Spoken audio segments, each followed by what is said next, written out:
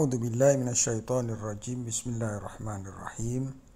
Allahumma shalli ala sayyidina Muhammadin wa ala ali sayyidina Muhammad. Para sahabat KSM, Assalamualaikum warahmatullahi wabarakatuh.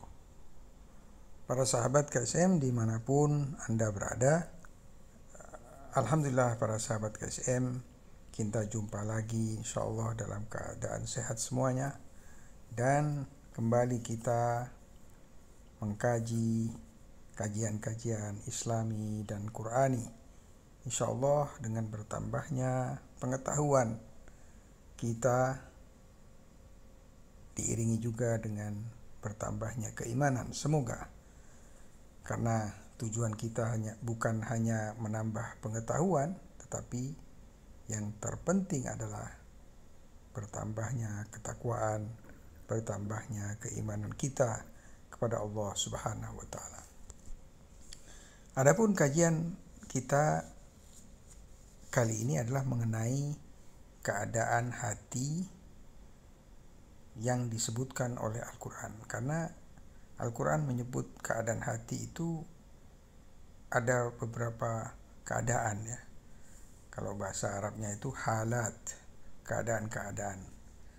Dan hati dalam bahasa Arabnya itu disebut kolbun, pakai kof ya, kof.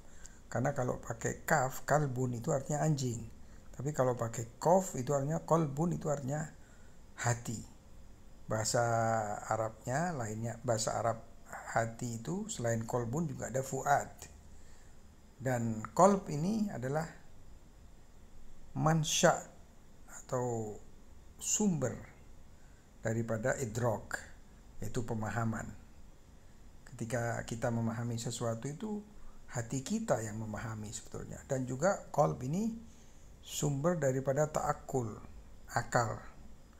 Dengan hati itulah kita bertafakur dan menggunakan akal kita. Lahum qulubun la yafqahuna biha wa lahum a'yunun la yubsiruna biha wa lahum adhanun la yasma'una biha. Al-Quran disebutkan mereka memiliki kulub, hati, tetapi la yafqahuna biha, tetapi mereka tidak gunakan hatinya itu untuk memahami, untuk tafakur, ya kan? Inna sam'a wal basara wal fuad, ya. Sesungguhnya pendengaran, pandangan, maksudnya penglihatan, wal fuad, dan hati, semuanya itu nanti akan dipertanyakan oleh Allah Subhanahu wa taala. Fuad ini adalah sinonim daripada kolbun ya. Tetapi yang paling banyak digunakan itu untuk hati dalam bahasa Arab itu kolb. Dalam Al-Quran itu seringkali disebut kolbun. Dan karena keadaan hati ini bermacam-macam, maka tidak ada salahnya kita bawakan beberapa ayat Al-Quran yang menjelaskan tentang keadaan-keadaan hati. Mungkin juga kita bisa cocok-cocokkan hati kita itu di kategori yang mana ya. Nah, Al-Quran pertama itu membawakan satu keadaan hati namanya kolbus salim. Al-kolbus salim. Maksud daripada kolbus salim adalah kolbu yang mukhlis, yang ikhlas untuk Allah SWT. Dan kolbu al-salim ini kosong, tidak ada lagi di dalam kolbu itu kekufuran. Kufur itu artinya membangkang Allah, membantah Allah, ya kan?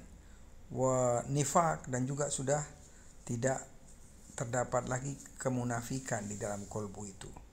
Dan juga tidak ada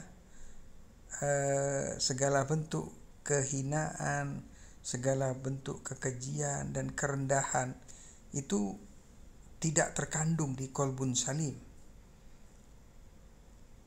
di mana disebutkan illa man atallaha biqalbin salim. Jadi nanti pada hari kiamat itu semua akan celaka kecuali orang yang mendatangi Allah dengan qalbun salim, dengan kolbu yang salim, yang selamat, yang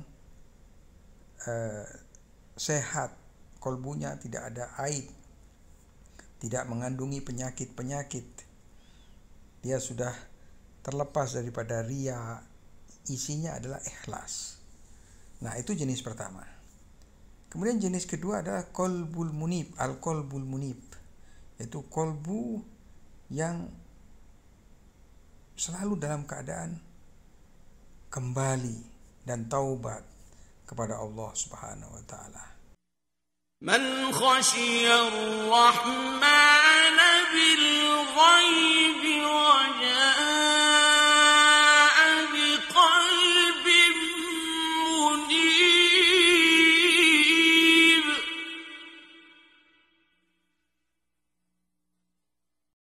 Dan kolbu ini selalu stabil dalam menunaikan ketaatan dan kepatuhan kepada Allah SWT. Al-Quran berfirman, Man khosyar rahmana bil ghaibi wa ja'a biqalbin munib. Orang-orang yang takut kepada Ar-Rahman, kepada Allah, khosyah itu arti takut, walaupun ghaib, karena Allah tidak bisa dilihat dengan indrawi. Tetapi orang yang memiliki qalbul munib ini selalu takut kepada Allah, wa ja'a biqalbin munib, dan dia datang dengan kolbu yang munib, yang selalu dalam keadaan kembali dan bertaubat kepada Allah Subhanahu wa ta'ala. Yang ketiga, al-qalbul mukhbat, yaitu kolbu yang selalu rendah hati dan tentram dengan berzikir kepada Allah. Fatukhbita lahu qulubuhum,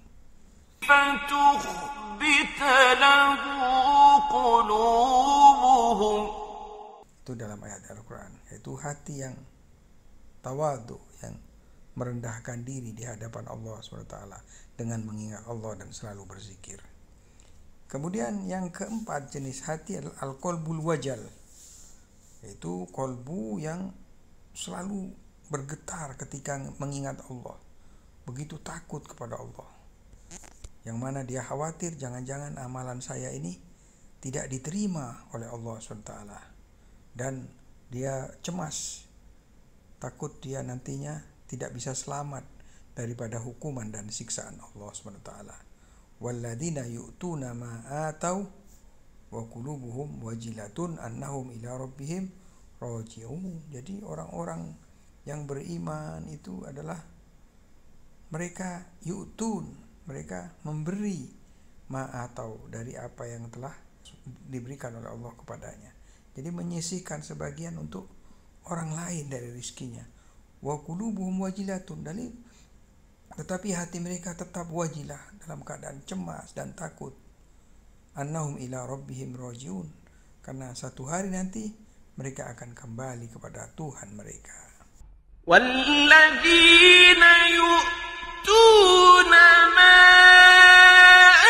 ataw wa qulubuhum wajilatun annahum ila rabbihim raji'un. Itu jenis keempat. Jenis kelima, al-qalbut taqi, artinya kolbu yang begitu memuliakan hukum-hukum Allah SWT, tidak pernah menganggap remeh syariatnya Allah SWT, dan selalu mengedepankan hukum-hukum Allah SWT. Misalkan dia akan mendapat keuntungan, tetapi kalau keuntungan itu dari riba, dia tidak akan bersedia menerima, karena dia menghormati dan memuliakan hukum dan syariat Allah Subhanahu wa ta'ala. Misalkan dia menjadi pengacara, dia tidak akan bersedia membela yang salah, karena banyak sekali pengacara saat ini itu membela yang membayarnya. Asal dibayar dia akan bela. Nah, orang yang memiliki qalbut taqi ini, dia akan memuliakan hukum-hukum dan syariat-syariat Allah SWT. ذلك ومن يعظم شعائر الله فإنها من تقوى القلوب. Apapun status dan profesinya, dia karena memiliki hati qalbut taqi, dia akan menjaga rambu-rambu dan nilai-nilai ketakwaan di berbagai bidang pekerjaannya. Kalau dia seorang guru, maka dia akan menjadi guru yang bertakwa. Kalau dia menjadi pejabat, dia menjadi pejabat yang bertakwa. Kalau dia menjadi pengacara, menjadi pengacara bertakwa. Kalau dia menjadi hakim, hakim yang bertakwa. Kalau dia menjadi presiden, presiden yang bertakwa. Begitu juga menjadi menteri dan lain sebagainya. Itulah makanya ketika kita memilih capres atau memilih caleg atau memilih calon wali kota dan lain sebagainya, itu kita jangan lupakan kriteria ini. Kita pilih orang-orang yang memiliki hati yang bertakwa, bukan hati yang dipenuhi dengan kemunafikan dan kefasikan. Ikhwani wa akhwati sekalian, kami cukupkan di sini dahulu pembahasan mengenai keadaan-keadaan hati yang terdapat dalam Al-Quran. Insya Allah kita lanjutkan karena masih ada beberapa lagi keadaan hati yang telah dilukiskan oleh Al-Quranul Karim. Semoga kita digolongkan daripada orang-orang yang memiliki hati yang sehat, yang selamat, yang tidak dipenuhi oleh kefasikan dan kemunafikan, melainkan dipenuhi oleh keimanan dan ketakwaan. Akhirul kalam, wabillahi taufiq wal hidayah. Wassalamualaikum warahmatullahi wabarakatuh.